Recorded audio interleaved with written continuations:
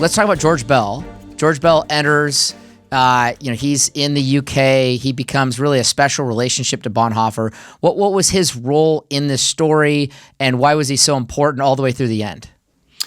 Well, Bonhoeffer spent a lot of time in England. At the end of 1933, he was really disgusted with the church in Germany, so he kind of escapes to England, even though he was going back and forth. But he befriends a bishop, a famous bishop, George Bell, and begins to share with George Bell, who's of course in England, what is happening in the German church. Because if you weren't in Germany, you wouldn't really know. It's not like the world we live in today.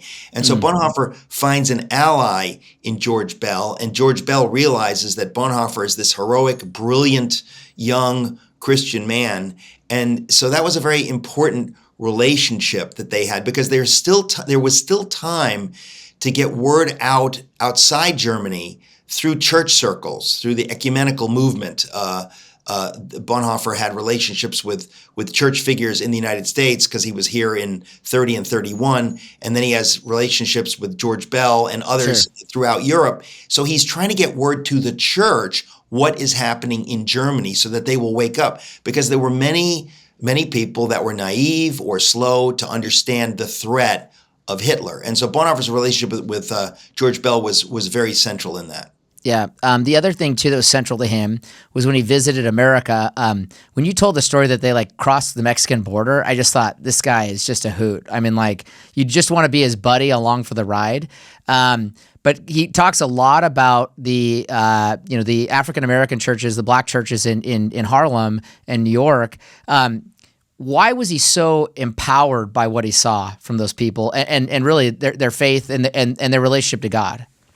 Well, this is what's so interesting is, first of all, the story of Bonhoeffer is such an epic story. You cannot believe, where didn't he go? What didn't he see? He just goes everywhere. And I really want to make a series like The Crown, because it's an epic story. And getting into all this stuff it's so fascinating. And you're talking about his relationship. He goes to New York in 1930-31, doesn't have a clue what he's going to find. He finds theology so liberal that he's disgusted by it. At Union at the time, at Union correct? Theological Seminary. Yep. He then goes up to Abyssinian Baptist Church, an African-American from Alabama who's one of his fellow students at Union says, well, why don't you come with me up to this church in Harlem?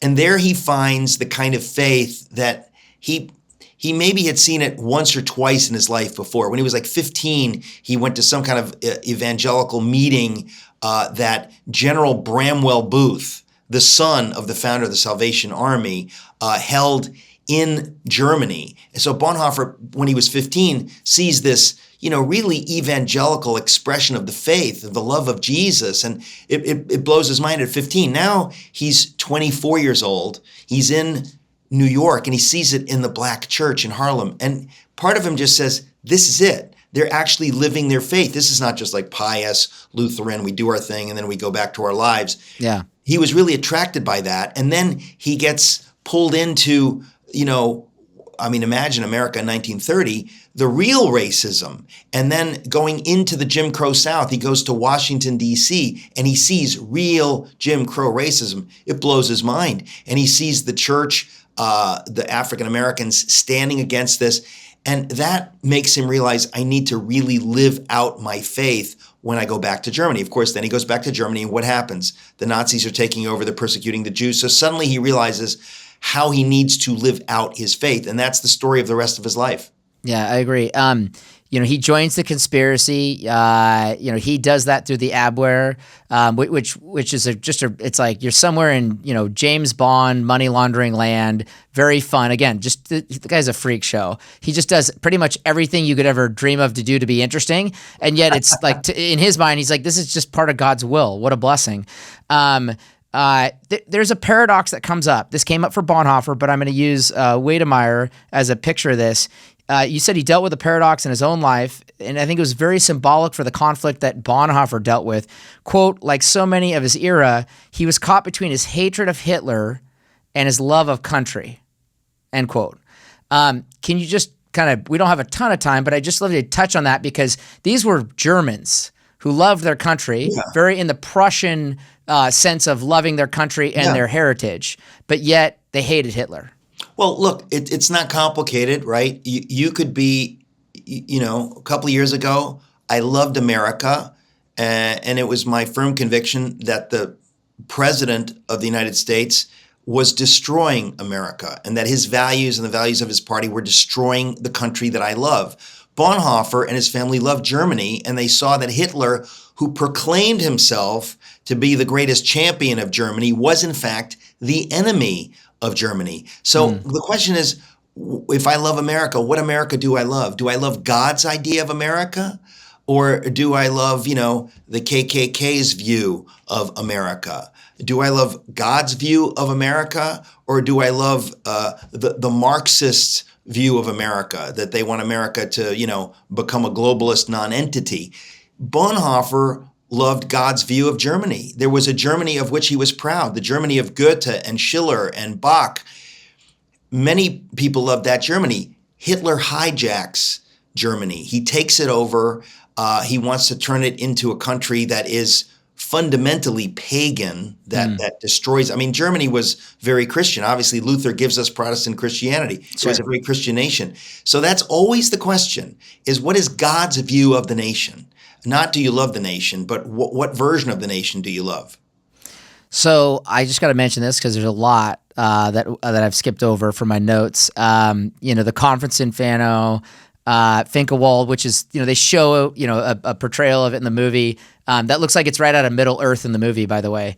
It's like very J.R. Tolkien looking in my mind. He also, the other quote I love from Bonhoeffer, he didn't romanticize the past. Quote, but he explained that the idea one could ever go back to time before troubles and death was false to begin with, end quote, which is just like, so it's like just pours wisdom into the reader to think about, wait, we can't go back, and romanticizing it is just as foolish as the time that we're in, which I really liked. Let me throw out one thing to you, and I'll use the movie as the picture of this. So I think of Bonhoeffer as this highly intellectual, highly logical, very cerebral, but again, pragmatic. He's always learning. He's trying to ask, what am I seeing? How does that fit in the lens of what God's given me and his Bible? And how do I use that as the lens for understanding the world and the people that I'm meeting and running into? In the movie, they show him quite a few times getting really emotional, like in prison or other situations. Was that just dramatic? Because when I read your book, I was like, this guy he's like a rock. He's like the Rock of Gibraltar. And when I saw him get really emotional at times in the movie, I was thinking, I don't know if that was the Dietrich that I read about. I would agree with you. I love the movie. I think everybody has to see it. Tell your friends. It's an astonishing movie. I just mentioned it's out on Amazon Prime and Apple TV. Jump and tell everybody you know. Yeah. But I agree with you that there were things about it that I said, nah, that doesn't seem right to me. And that to me was your take on that, I think, is absolutely correct. Okay. Well, you make me feel like I'm being a good student. Let me just throw it back to you and just say, if there's one thing that we just didn't tap or touch on that you think has to be mentioned about his story, or just a breadcrumb, if you will, what would that be? Well, you said that, in your company there, you're kind of reading the book as a devotional, my Bonhoeffer book. And I have to say, when I was writing it, there's so much of Bonhoeffer in there and so much scripture. And I said, people are going to read this. Some people are going to read this as a devotional. And that makes me happy because there's just a lot that's there. Bonhoeffer offers so much that it's worth reading it that slowly and reading it as a devotional for your faith.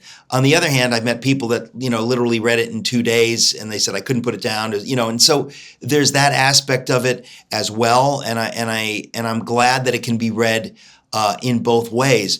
But I think that, the Bonhoeffer story ultimately, I said that I know that God created me to write this book. This is, it's not me writing it. This is God giving us this story for such a time as this. I believe God called me to write this book when he did, because it really is a story that we need to know. And the story of Bonhoeffer, I remember thinking before I wrote it, why isn't there a book that tells the whole story? This is an insane life. This is amazing. Somebody needs to do him justice. That's why I wrote the book. And I think that, you don't need to be a Christian to read it. I think it's a great book to give to somebody who's Jewish or who is just not somebody who goes to church, because it's a true story. It's not a Christian book. It's a book. It's not a Christian life. It's a life. And so to me, there's something about Bonhoeffer that, again, I can take zero credit. I just happened to write the book, but he speaks to almost everyone. And it's something that I tried hard to do it real justice in writing the book. And so I'm excited that it's getting to a wider audience. I just was, Jordan Peterson asked me to do an 8-hour course for Peterson Academy. I finished filming that a couple of months ago, and it just went online recently, but it's 8 hours in depth on Bonhoeffer. There's just a lot there, and so I'm, when I talk to somebody like you, who's obviously read it so carefully, I really can't say how gratifying it is. It's very gratifying to me as a writer, to see the way you've appreciated it. So let me say thank you. Oh, it's a wonderful book.